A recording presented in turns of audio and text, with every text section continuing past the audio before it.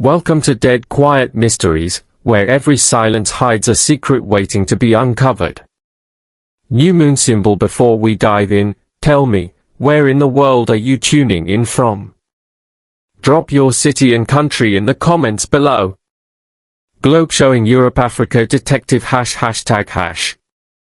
Chapter 1, The Summons. A steady drizzle pattered against the tall windows of 221B, Baker Street, each droplet tracing a silver arc before dissolving into the glass. Inside, the sitting room was an island of warmth and lamplight. The scent of burning oil mingled with the faint tang of tobacco smoke, and the polished brass of the hearth's fender gleamed under the soft glow of gas lamps. Sherlock Holmes reclined in his favorite armchair, a high-backed seat of dark mahogany and burgundy upholstery, his long, lean figure draped in a flowing Inverness cape. He sat perfectly still, one slender hand resting on the arm, the other lightly tapping the stem of his meerschaum pipe. His keen grey eyes were fixed upon the wavering curl of smoke rising towards the ceiling, as though he were studying some invisible pattern within it. Dr. Watson entered at that precise moment, cape dripping from the street's damp air.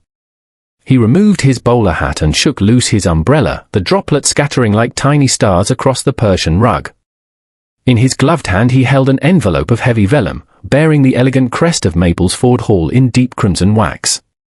"Holmes," he announced, voice bright despite the weather, "we have an invitation, no, an entreaty, from the Lady Beatrice Maples." He handed the letter across without hesitation. Holmes took it, eyes narrowing as he broke the seal and unfolded the parchment. Lady Maples's handwriting flowed in impossibly neat loops. "My dear Mr. Holmes, I beg you to lend your vision to a matter of urgent delicacy.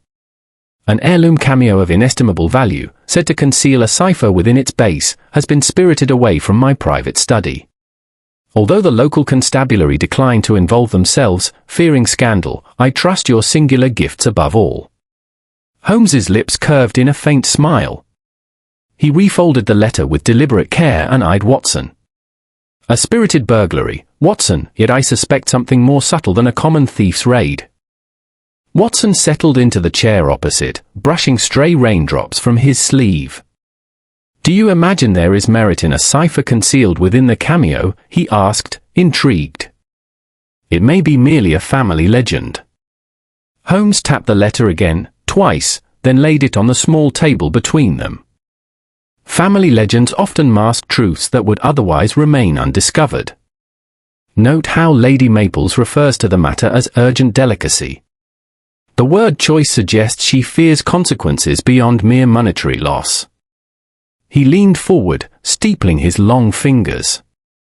"Furthermore, observe the textured pattern on this envelope. The watermark is faint but unmistakably that of a London stationery house which only serves a select clientele. Our friend Lady Maples could have employed any number of local stations. She chose one known for discretion." Watson peered at the envelope, surprised at Holmes's attention to such minutiae. "And does that point us towards suspecting someone within her circle?" Holmes's eyes gleamed. "Precisely so. The fewer hands involved in procuring this stationery, the smaller the circle of knowledge regarding this correspondence. It is likely that only those at Maplesford Hall, or those granted its intimacy, knew of her intention to summon me." He paused, glancing towards the mantel clock. The ticking filled the hush between them. "We must depart this very afternoon, Watson.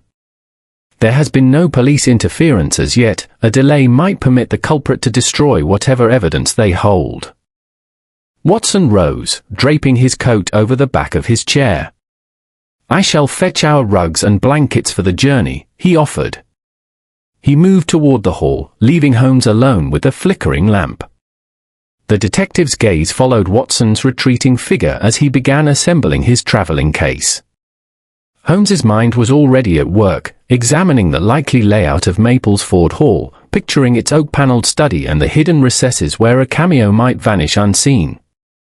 He imagined the corridors, the library shelves, and the servants' quarters, every inch of the great estate, alive with the subtle interplay of loyalty, fear, and ambition. Within minutes, Dr. Watson returned, carrying a neatly packed bag and a selection of his field medical instruments. Holmes admired Watson's preparedness with a small nod of approval. "Show me your talisman," he said, pulling aside the folds of his cape to reveal a polished ebony walking stick, its silver handle shaped into the head of a hound. "A most suitable companion," Watson remarked, taking it in his hand.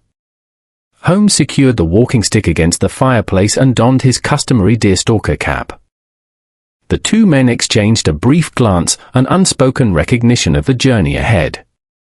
Beyond the front door lay the dank streets of the city, but also the promise of a puzzle unsolved. Holmes's expression was serene, his posture relaxed, yet beneath that calm exterior lay a mind swirling with questions. Who among Lady Maples's circle would risk scandal for profit? What coded secret did the Cameo conceal, and would it prove so dangerous that only he could unearth it? By the time the carriage swept them away from Baker Street, the drizzle had turned to a fine mist. Holmes watched the lamplit shops blur past, each window offering a different vignette of London life. He inhaled deeply, as if drawing in the very essence of the case to come. "Maplesford Hall awaits, Watson," he said quietly. "And with it, secrets that lie hidden in plain sight." And so, wrapped in their cloaks against the chill air, Sherlock Holmes and Dr. Watson set forth, unaware that beneath the veneer of calm composure at the country seat, a web of intrigue and deception already began to tighten around them. Chapter 2: The Study's Secrets. Maplesford Hall greeted them beneath a slate-grey sky, its stone facade streaked with moss and trailing ivy. Holmes noted the precise alignment of the leaded glass windows, each pane flush with its neighbor as though the house itself were intent on preserving a facade of unyielding order. The long drive was bordered by clipped hedges, beyond which oaks and beeches loomed like silent sentinels. In the doorway stood butler Higgins, a man of impressive stature and immaculate bearing. His black tailcoat was pressed to perfection, and not a thread appeared out of place. He offered Holmes his hat and cane with a subtle bow. "Good afternoon, sir," Higgins intoned, voice measured and low. "Lady Maples awaits you in the drawing room, but I thought you might wish first to see the scene of the incident." Holmes inclined his head in acknowledgement and followed the butler through the wide hall. Chandeliers glinted overhead, and rugs muffled each footstep. As they passed, Higgins's eyes flickered ever so slightly toward Holmes's polished Wellington boots, as though registering some detail worthy of remark. The private study lay at the far end of a corridor, its oaken door engraved with Lady Maples's family crest. Inside, the scent of leather and old parchment mingled with the faintest hint of talcum powder. Holmes's gaze swept the room with deliberate care. The walls were lined with books bound in calf and morocco, the lower shelves hidden behind sliding panels. A heavy walnut desk stood at the room's center, its surface marred only by a single blackened smudge on the left-hand corner. Holmes stepped forward, crouching to inspect the stain. It was not soot, nor ink, rather, it appeared thicker, perhaps a trace of grease or resin. He rose and examined the rest of the desk. The green baize blotter lay undisturbed, though a corner was slightly raised, revealing a shallow depression in the wood. Immediately to the right, a glass paperweight caught his eye, its crystal surface spun frozen tendrils of light, and beneath it were flecks of terracotta clay. Holmes reached out, gently lifting the paperweight and studying the clay deposits with care. "Curious," he murmured. "Clay from a pot, not from the ground. It suggests this object was moved hastily or recently repolished." He replaced the paperweight with the utmost precision. Watson, observing Holmes's focus, peered at the Persian runner underfoot. "See here," Holmes said, bending to follow the intricate border. Between two floral motifs lay faint footprints, small, though distinct. "No more than size 5 or 6, he noted. "But look how they lead to the fireplace." Watson's eyes followed the footprints, which paused abruptly at the ornate brass fender. Yet the grate itself showed no sign of disturbance, the ash was evenly distributed and unbroken, the coals cold and untouched. Holmes stood abruptly, brushing imaginary dust from his sleeve. He turned to Higgins, who stood silent and composed. "These footprints do not extend beyond the fireplace," Holmes observed. "Nor has any ember been shifted, no one attempted to destroy the cameo here by fire. He paused, surveying the butler's immobile expression. Yet the clay beneath the paperweight indicates some hurried action. It seems our missing object remained on this desk long enough to collect that residue, which must have originated elsewhere in the house. Higgins inclined his head.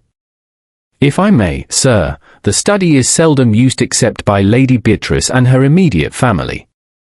The rose garden pots outside the south wing contain such clay, if that assists. Holmes raised an eyebrow.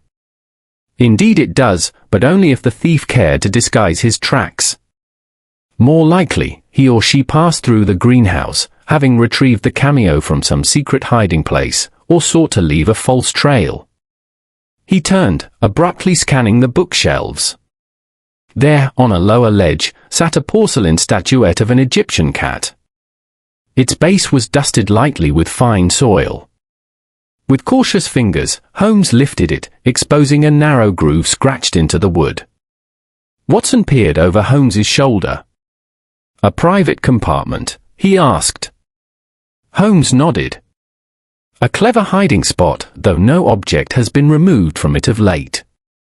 Observe the absence of fresh scratches, this has not been used recently. The culprit, then, was not seeking to conceal the cameo here." He replaced the statuette and crossed to the fireplace. There, amid the fender's ornate curves, lay a single matchstick, its head snapped, as though struck against the hearth.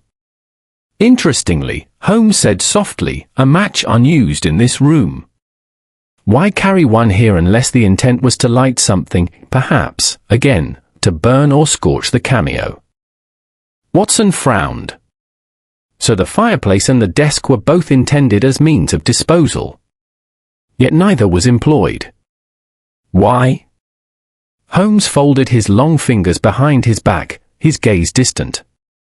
Because the thief was interrupted. He caught Watson's gaze. The household tensions, Watson, are rarely discussed.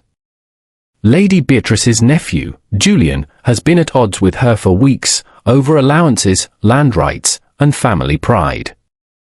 Her niece, Clarissa, has grown increasingly secretive, venturing out at odd hours and returning with little explanation. And Higgins, loyal though he is, stands between them all, safeguarding the estate's reputation. They left the study in silence. In the corridor, Holmes murmured to Watson, "We have the telltale marks of hurried action, deliberate misdirection, and, most importantly, the signs of a bungled plan." "Excellent, Watson, for from errors arises the clearest path to truth."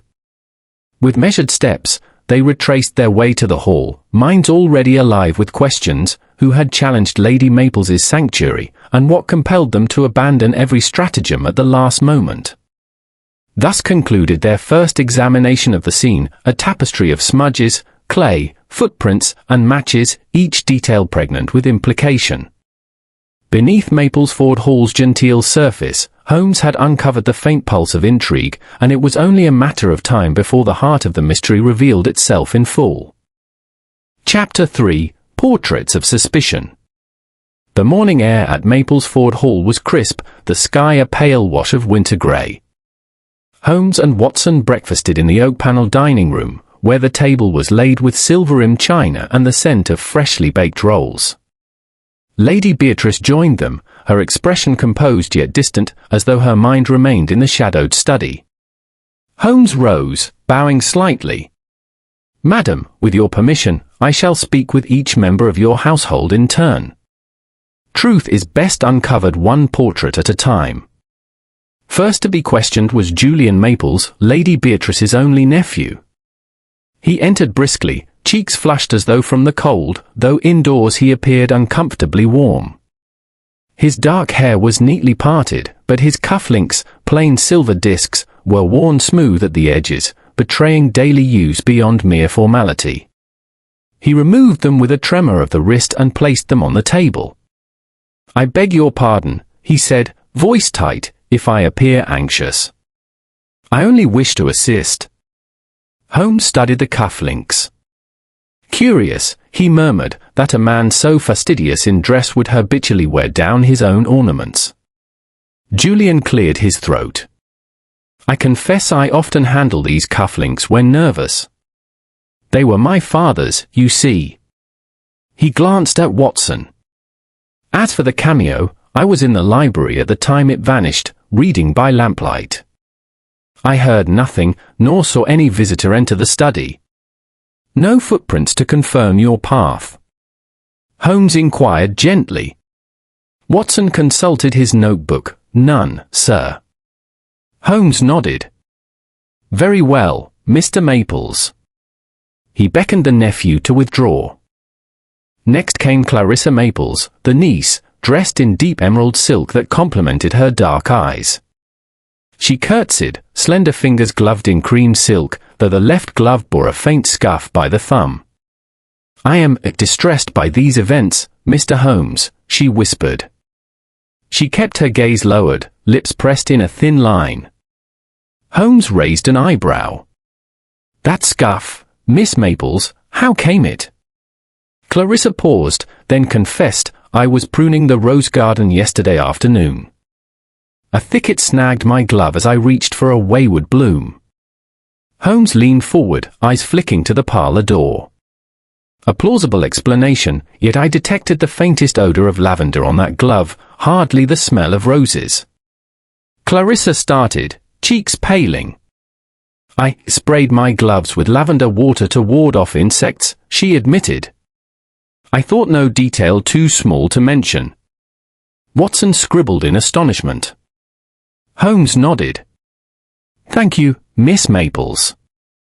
You may go. Butler Higgins was the last to stand before them. He moved with quiet precision, every step measured, every gesture economical. His black tailcoat was immaculate, starched white shirt front pristine. Yet Holmes noted the slightest bulge in Higgins's left waistcoat pocket, as though containing something slim and rigid. Mr. Higgins, Holmes said kindly, you have served here for many years. Pray recount your actions on the eve of Lady Beatrice's loss. Higgins inclined his head, voice low and even. Sir, after dinner I attended to my duties in the servants' quarters. I secured each door and locked away any items of value as prescribed. Holmes's gaze lingered on the pocket bulge. And this morning? Higgins's expression remained impassive. I discovered the study alarmed, as instructed. Finding the Cameo gone, I alerted my mistress at once. He paused, then added, I would never presume to remove anything from this house, sir. Holmes rose and approached Higgins, inspecting the waistcoat with calm detachment. He felt the fabric gently between forefinger and thumb, discerning that the pocket bulge was caused by several slender objects, keys, perhaps, or a folded letter. Thank you, Mr. Higgins. You may withdraw. As the butler bowed and departed, Holmes turned to Watson. Observe, Watson, Julian's cufflinks show habitual handling, Clarissa's glove, an incongruous lavender hint, Higgins's pocket, a concealed burden. Each a clue, yet none conclusive on its own. Watson leaned back, pondering. But which is the truest lead, Holmes? The detective tapped his chin thoughtfully. All hold promise. Julian's anxiety suggests guilt or dread, possibly of being wrongfully accused. Clarissa's lavender may mask a different fragrance, perhaps one used to conceal the Cameo's distinctive odor. Higgins's pocket implies he carried something important, quite possibly the key to the study. Holmes's eyes gleamed. However, we must verify each in turn. Holmes resolved to examine the foliage of the rose garden, where Clarissa claimed to have lost her glove. Watson agreed to inspect the library for footprints corresponding to Julian's statements. Meanwhile, Holmes himself would question the groundskeeper, old Mr. Eldridge, and the housemaid, Miss Thompson, focusing on any strange movements in the night. A household is like a microcosm, Holmes reflected.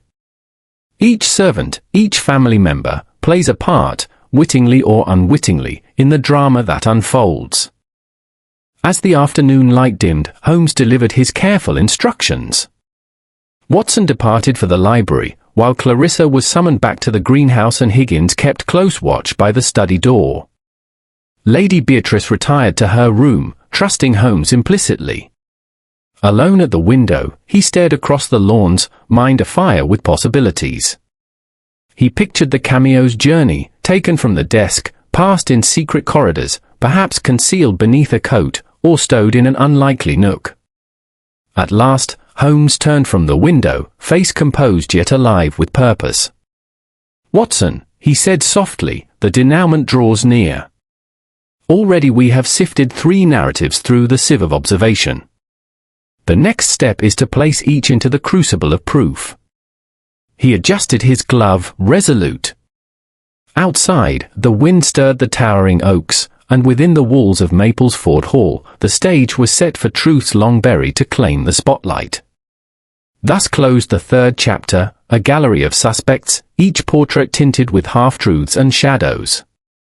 Holmes's keen mind sifted through appearances, preparing to reveal the heart of deception hidden beneath polished facades. Chapter 4: The Greenhouse Gambit. That night, under a moon obscured by heavy clouds, Holmes and Watson ascended the gravelled path toward the glass-fronted greenhouse at the rear of Maplesford Hall. The autumn air was cool, and the lamps within the greenhouse cast dancing shadows across dripping leaves. The broad panes of glass were cracked in 2 places, as though struck from within. One panel lay shattered on the gravel, the fragments gleaming like crystal tears. Holmes paused, noting the angle of each break. Forced from the inside, he said softly, "An amateur's work, perhaps, enough to suggest vandalism rather than a thorough search." Inside, the air was thick with warmth and the heady scent of overripe blossoms. Ferns arched their fronds like parasols, and trailing ivy clung to wrought iron supports. A row of jasmine bushes, their petals faintly luminous in the lamplight, lined the southern wall. Holmes knelt beside a clay pot whose rim was smeared with dark soil.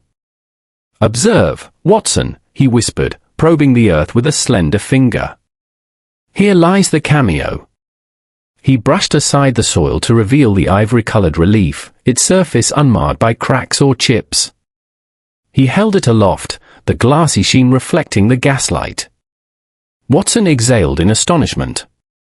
"It seemed destroyed, burnt, perhaps," he said. Holmes shook his head and laid the Cameo gently on a stone ledge. "Rather too pristine for something purportedly digested by flame. And note the soil, not typical greenhouse loam, but the fine, powdery clay found in the rose beds near the south wing. Yet that soil bears no root fragments, indicating that it was gathered, dried, and transported." He sniffed. "And here, the faintest tinge of bitterness." Watson frowned. "A chemical odor?" Holmes drew closer. "Not a chemical, but the natural toxin of laburnum seed pods. Harmless in these quantities, yet sufficient to mimic a warning of poison. A clever red herring to suggest mortality rather than mischief." As Holmes spoke, Julian Maples hurried in, lantern in hand, cheeks flushed. "I found it here," he announced breathlessly. "I thought to retrieve it for Lady Beatrice and thus prove my innocence."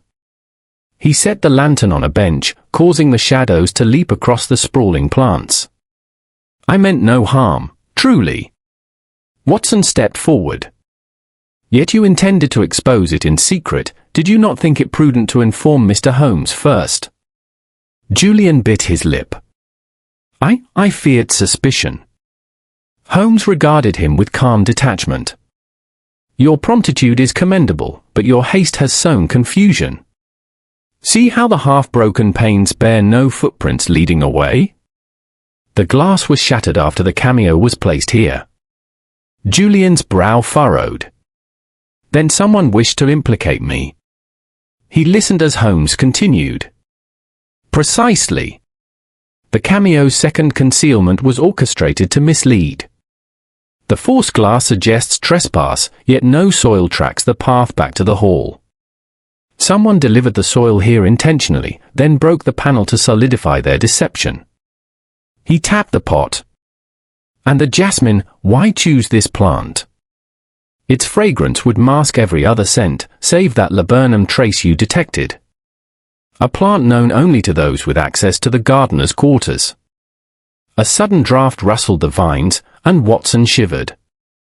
But where does that leave us? He asked. Holmes ran his fingertips along the edge of the pot. We must next examine the gardener's shed and the rose beds themselves. If the soil here was taken from the roses, its removal likely disturbed the roots. Freshly replanted clay might show signs of recent disturbance. He stood, his long figure outlined against the glass. Meanwhile, we should consider motive. If Julian truly sought to clear his name, he might have used the greenhouse as a plausible hiding spot. Yet the speed and precision with which the Cameo was reburied, then rediscovered, points to someone more practiced in subterfuge. Julian swallowed, glancing at the Cameo and then at the two friends. I understand, he said huskily. But I had to try. Holmes inclined his head, eyes still on the shattered pane. A natural impulse, but one that plays into the hands of the true architect of this ruse. He replaced the Cameo among the jasmine roots, covering it lightly with soil. Leave this where it lies for now. Watson and I will continue our inquiries at dawn. As they retreated from the greenhouse, Holmes paused at the entrance and cast a last glance at the broken glass and the hidden Cameo. Note, Watson, how every twist here is designed to mislead, the false break-in, the borrowed clay, the laburnum's guise, the perfume of jasmine. All speak of an intelligence that delights in complexity. Watson nodded, his breath visible in the chill night air. And yet, Holmes, you uncover the simplest truth, that each device masks one motive, greed or guilt. Holmes smiled faintly, drawing his coat about him. Indeed. We have witnessed today the first gambit in a dialogue of deception. Tomorrow, we shall see the counter move. With that, he led Watson back along the moonlit path toward Maplesford Hall, minds alight with the promise of further revelations and the certainty that the greenhouse, so lush by daylight, had become a theatre of cunning by night. Chapter 5, The Anonymous Missive. Late that evening, the fire in the drawing-room had dwindled to glowing embers, and only a single lamp burned at Sherlock Holmes's elbow as he perused Lady Beatrice's portfolio of family documents. Dr. Watson reclined in a nearby chair, leafing through his journal by the flicker of the hearth. Outside, a chill wind rattled the leaded panes, but within the chamber all was hushed save for the gentle drip of condensation along the window frames. A soft tap at the door interrupted their concentration. Butler Higgins entered, bearing an unremarkable envelope, plain grey paper, unsealed, slipping from between his gloved fingers. Holmes set aside his papers and took the missive. The butler offered no explanatory word, merely inclined his head and retired. Holmes turned the envelope over in his long fingers, eyes narrowed. An unremarked arrival, he observed. By definition, a deliberate choice to escape notice. He examined the paper's texture, unwatermarked yet fine, akin to that used for internal memos rather than formal correspondence. The edges had been cut with a torn finish, as though the sender wished to obscure its origin while avoiding the clean incision of a guillotine. A faint crease ran across the center, too precise for accidental folding, too uneven for mechanical guillotining. Observe the slight unevenness of the fold, he murmured to Watson. It suggests a hand-folded trisection, made without a straight edge. Holmes slipped his penknife from his waistcoat pocket and, with meticulous care, scored a tiny corner to release the contents. Watson leaned forward as the butler's oil lamp cast wavering shadows across the floor. The letter was written in ink of an indeterminate hue, neither the deep indigo of a lawyer's ledger nor the brighter hue of a private secretary's quill. The handwriting was deliberate, with flourishes at the beginning of sentences but abrupt stops at line ends, betraying haste or nervousness. Cease your prying, Mr. Holmes, or watch your reputation lie in tatters. Isles of influence stretch farther than you know. Depart this matter, or be ruined. No signature, no seal, no date. Watson's brow furrowed. How obvious a threat, and yet so artfully vague. Holmes placed the letter upon the mahogany table and leaned back, lips pursed. He dipped his finger in the tiny pool of spilled ink at the page's margin, then withdrew it. The writer employed a broad-nib pen, then paused too long at that spot, smearing the ink. That indicates either tremor or fear, not the confident hand of a seasoned blackmailer. He turned the letter over and found a faint stain of coffee on its verso, as though someone had brushed against a saucer while folding. "Coffee," Watson commented. "Servants brew tea, not coffee, in this household." Holmes tapped the blot with his finger. "Precisely. A servant unlikely, a visitor more so. Yet our late-arriving envelope discovered no portmanteau here. Instead, it was left where the butler might find it." He brought the letter closer to the lamp, studying its folds. "Note how the creases align with the inner lip of this desk's drawers. The length corresponds exactly to the depth of Higgins's own serving desk in the servants' wing." Watson's eyes widened. "You suspect the butler?" Holmes shrugged. "Not yet. We must confirm whether the desk and this letter share the same folding template." He retrieved the keyring hanging by the sideboard and tried one of Higgins's small brass keys in a drawer. It fit. Inside lay luncheon menus and folded memoranda, each folded in identical fashion to our mysterious missive. The match is too precise to ignore. For a moment, the room was silent save for the lamp's quiet hiss. Watson rose. "Shall I summon Higgins?" Holmes shook his head. "No. Let us not startle him. Instead, I shall replace the letter where it lay, then see if it vanishes tonight. If the butler is uneasy about its existence, he will act without our prompting." He set the envelope back on the rosewood writing table, then adjusted his lamp so that its light shone directly upon it.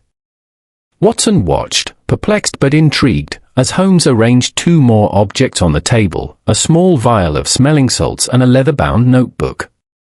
Better to appear about to resume reading than to maintain a vigil. Holmes tapped the notebook. If Higgins returns to remove the letter, he may inadvertently disturb one of these items, leaving some telltale sign. He extinguished the side table lamp, leaving only the pool of light on the envelope and his workshop of curiosities. Shortly after midnight, Watson awoke to a whispered word from Holmes. "Come," he urged, slipping a lantern from the mantel. Together they tiptoed to the study door. Holmes's keen gaze flicked to the desk. The letter was gone, and the smelling salts lay toppled, a minute smear of its powder on the blotter. Holmes crossed swiftly to the desk, his movement silent as a cat, and examined the blotter's edge. There, barely visible, lay a single resinous fibre, likely from the seam of a butler's waistcoat. He pocketed the fibre and beckoned to Watson. "We have our witness."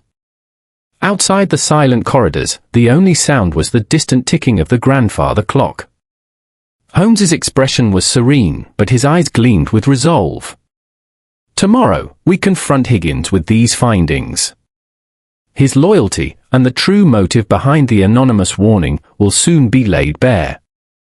And so, in the depth of night, as Maplesford Hall slept, Holmes prepared to expose a house divided by secrets and fear, convinced that the very hand meant to protect Lady Beatrice's interests had sown the seed of discord. Chapter 6: Midnight Revelations. A hush fell over Maplesford Hall shortly after the grandfather clock struck 2. Holmes and Watson, having donned their dark cloaks and woolen gloves, crept along the corridor outside the study. Faint lamplight spilled from beneath the door, and the air carried a hushed clink of porcelain teacups from the servants' wing.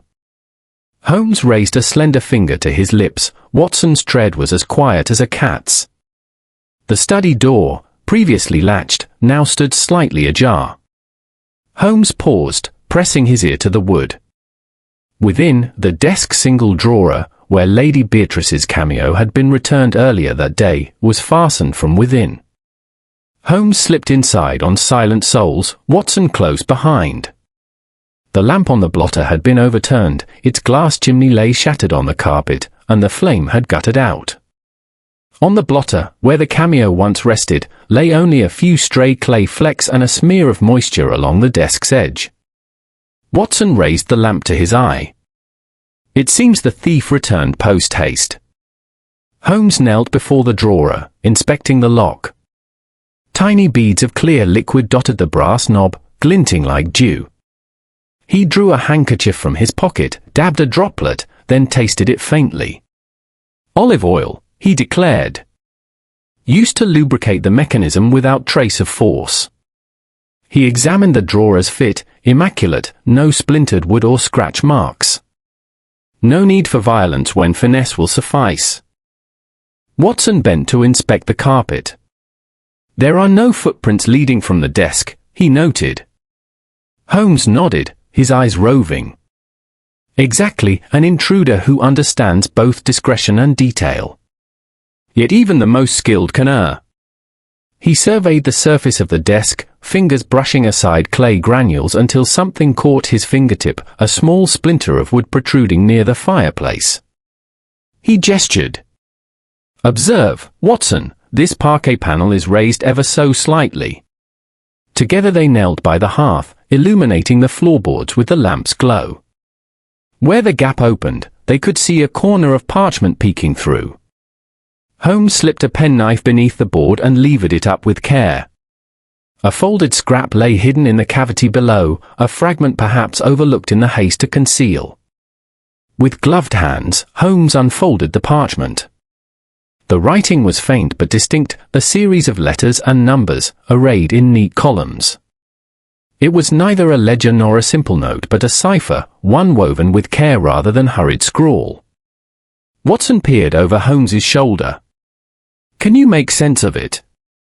Holmes's eyes flicked across the characters, triangular clusters of letters separated by colons, occasional dots and dashes. He traced a gloved fingertip along a line. A substitution cipher, doubtless, but with a twist, a date stamp embedded in the pattern. Note how the columns repeat every 7 characters. He folded the parchment gingerly and slipped it into his waistcoat pocket. This, Watson, is a solicitor's cipher, used to record confidential transactions. Our friend Sir Reginald Popham favours just such a device. A low creak from the corridor alerted them that time was short. Holmes replaced the floorboard and straightened his coat, eyes bright with purpose. We have all we need to expose the architect of this plot, once we decipher this fragment. He guided Watson to the door, striding ahead to ensure their retreat was unobserved. In the corridor's shroud, they exchanged no words, each step carried them further from the scene yet closer to the truth locked within that tiny cipher. Back in their chambers, Holmes seated himself before a sheet of blank paper. He produced a stub of pencil and began transcribing the characters by memory. Watson sank into a chair nearby, offering occasional suggestions as friend and aid. The candles flickered, casting their shadows large upon the walls. Outside, the wind rattled the window panes, but within, the quiet scratch of pencil on paper seemed thunderous with significance. By dawn, the key would be unearthed, a revelation to shake the foundations of Maplesford Hall. Holmes paused, surveying his work, then nodded with satisfaction. At his side, Watson leaned forward. You have it, then? Holmes's lips curved in a faint smile. Enough to compel a confession, he replied. Tomorrow, we confront Sir Reginald, and unveil how every maneuver, from the glazed misdirection in the greenhouse to the oily ease of the study's lock, served one grand design. As the first pale light of morning crept through the window, Holmes extinguished his lamp. The cipher lay before him, silent proof that even the most intricate deceit cannot hide from relentless deduction. Thus, in the quiet hours before dawn, the midnight revelations of Maplesford Hall were set to bring its hidden motives into the full glare of day. Chapter 7: The Nocturnal Stakeout. A thick fog drifted through the corridors of Maplesford Hall long after midnight, the hush broken only by the distant ticking of the grandfather clock. Holmes and Watson crouched behind a carved oak bookcase in the dimly lit library, their breaths controlled, their eyes fixed on the study door at the far end of the hall. Neither spoke. Holmes's finger lay silent against his lips, and Watson's hand rested lightly on the hilt of his riding whip, ready for any sudden turn of events. The young nephew had been cleared of suspicion for the moment, and Clarissa's nocturnal wanderings seemed benign. Only one individual remained whose conscience might drive him to secret endeavors. Holmes had chosen their vantage point with exacting care. The hearth's embers still glowed faintly in one corner of the library, providing just enough light to silhouette anyone entering or leaving the study. A broad tapestry concealed their presence, its heavy folds muffling every footfall. Watson kept his notebook open, pencil poised, but Holmes shook his head imperceptibly. No jottings tonight. Instead, he observed the hinges of the study door through the slit between books, noting the slight gleam of oil that still remained from the thief's earlier lock lubrication. As the grandfather clock told 1, 2, 3, Holmes's gaze sharpened. The door swung open with no creak, and butler Higgins slipped into the corridor, his former dark wraith against the muted glow. He glanced quickly to right and left, as though ensuring no one followed, then moved with swift precision toward the study. Holmes's lips curved in a near imperceptible smile. This was the moment he had foreseen. Higgins reached the desk and drew forth a small case from his waistcoat pocket. With deft fingers, he inserted a slender key into the lock, so silently that Watson hardly heard the click. The butler opened the drawer and withdrew its contents, the ivory cameo gleaming faintly under the corridor light. He examined it for a heartbeat, as if reassured by its untouched surface, then slipped it back into the case. As he turned to depart, Holmes sprang from his hiding place with a quiet command. "Mr. Higgins," Holmes said, voice calm yet undeniably firm, "I must ask you to remain with us." Surprised, the butler froze, the cameo case clasped tightly in his hand. Watson stepped forward, lantern raised, illuminating the tension etched on Higgins's face. The air crackled with expectation. Portraits of stern ancestors watched from the walls, silent witnesses to this confrontation. Higgins bowed his head respectfully but did not speak at once. Holmes closed the distance between them, examining the lock-oiled desk and the faint muddy smudges around the keyhole. "You retrieved the cameo twice now," Holmes observed. "Once to mislead our inquiries in the greenhouse, and again to secure it here. Pray, explain your actions." The butler's voice emerged low and deliberate. "Sir, my first thought was to protect Lady Beatrice's interests. I discovered, quite by chance, that the item concealed within this cameo was no mere trinket but a forged lease designed to transfer her lands to the nephew, Julian. The estate solicitor, Sir Reginald Popham, crafted that forgery with malevolent intent. I could not allow him to succeed." Watson exchanged a startled glance with Holmes, who remained impassive, listening. Higgins continued, "I buried the cameo beneath the jasmine in the greenhouse to stall Sir Reginald's designs and to plant suspicion upon the least likely suspect, Julian, whose boots had indeed gathered that very clay the day before. When that failed to deter Sir Reginald, I returned it here, knowing he would retrieve it under cover of night and thus reveal himself." Holmes inclined his head appreciatively. "A most ingenious stratagem, yet one that courts danger." He gestured to the shattered lamp chimney on the desk. "Your haste cost you that lamp, and the inverted lampstand disturbed the scene. You risked more than mere scandal." Higgins's gaze fell to the floor. "I know, sir. But no other course remained. Lady Beatrice trusts me implicitly, and I could not allow her patrimony to slip away." His shoulders squared as though bolstered by conviction. Holmes regarded him thoughtfully. "Your loyalty is commendable, but meddling alone seldom suffices to topple a conspiracy. We must bring Sir Reginald to account." He turned to Watson. "Fetch the cipher fragment I recovered from beneath the parquet. Its contents will compel the solicitor to confess." As Watson hurried back to their chamber, Holmes addressed Higgins quietly, "Remain where you are until dawn. The household will be assembled in the Great Hall for a final reckoning. Your cooperation, Mr. Higgins, may yet spare us further unrest." In the silent corridor, the three men stood in sombre accord, a detective, his assistant, and a devoted butler turned clandestine guardian. Outside, the pre-dawn light crept over the rooftops of Maplesford Hall, heralding the approaching revelation. Holmes's mind was already at work, piecing together the final moves of this intricate game. Come morning, every player's hand would be laid bare, and the heart of the conspiracy would beat no more. Chapter 8: The Masterstroke Unveiled. The great hall flooded with morning light as Lady Beatrice, Holmes, Watson, Julian, Clarissa, Sir Reginald Popham, and Butler Higgins assembled before the hearth. A hush settled over the room, even the ancient tapestry seemed to shiver in anticipation. Holmes stood by the mantel, the recovered cipher fragment and the Cameo's forged lease spread upon a small table. His expression was calm, every muscle composed, yet his eyes shone with the certainty of revelation. "Madam," Holmes began, "we have traversed each twisting avenue of deception. It is time to expose the architect of this intricate design." He motioned to Higgins, who placed the ivory cameo upon the table. "First, let us recall the cameo itself. It was never the true prize, but a vessel for a fraudulent document, a lease intended to transfer Maplesford's lands to the nephew, Mr. Julian Maples. That lease bore Sir Reginald's forged signature and was concealed within the cameo's hollow base."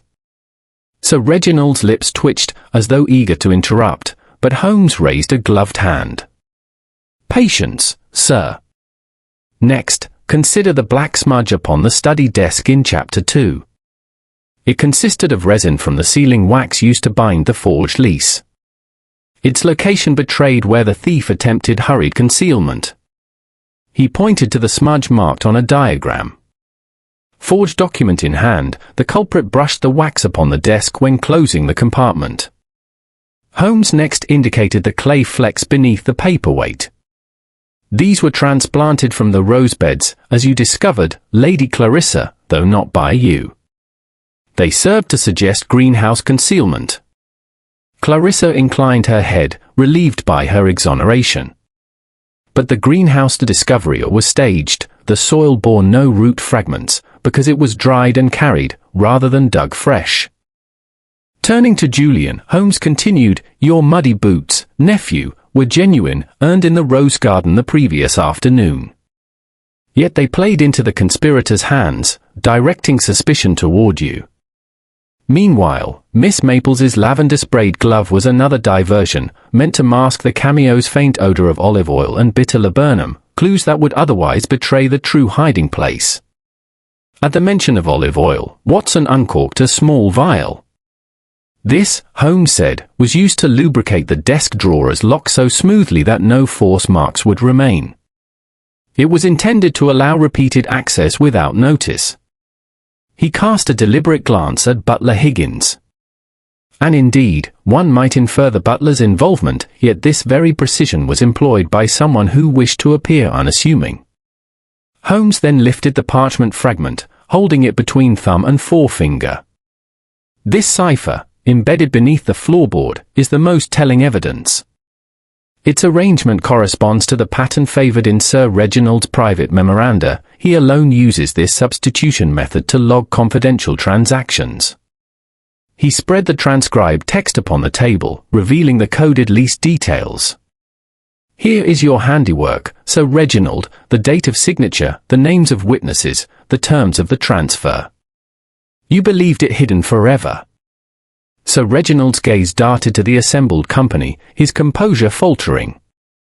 Holmes's voice grew firmer. "When you learned that Mr. Higgins possessed knowledge of your scheme, you sent the anonymous missive to intimidate me, employing folding techniques identical to those used for Butler's memoranda. A clever misdirection, yet flawed. Servants do not brew coffee in this household, yet your letter bore that stain." Beatrice gasped softly, covering her mouth with her hand. Julian clenched his fists but remained silent, while Clarissa's proud composure softened into relief. Sir Reginald sank back, his shoulders sagging beneath the weight of exposure. Holmes stepped forward. Mr. Higgins, your role was indeed that of protector. You concealed the Cameo in the greenhouse to stall Sir Reginald, then retrieved it here to flush him out. Your loyalty to Lady Beatrice stands above reproach. He addressed the butler directly. Without your intervention, the forged lease might have passed into legal effect. Lady Beatrice regarded her butler with tears in her eyes. Higgins, you risked everything for me. Higgins bowed, voice steady but choked. I would do so again, my lady. Holmes rounded on Sir Reginald. As for you, sir, you crafted a convincing forgery, misused your client's trust, and attempted to divert suspicion onto her own kin. Yet it is not I who shall mete out justice. My duty has been to unravel the truth. The courts shall follow. He nodded toward Watson, who produced the cipher transcription and the lease concealed within the Cameo. Sir Reginald rose, shoulders stiff, and in a voice subdued yet dignified, acknowledged his guilt.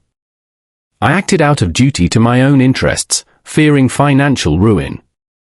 I beg forgiveness and stand ready to face the consequences of my actions. Holmes allowed a moment's silence before concluding, let this serve as a reminder that no deception, however artful, withstands the scrutiny of relentless observation and logic. He turned to Lady Beatrice. Your lands are secure, your family absolved. Peace may return to Maplesford Hall. A wave of relief swept through the room.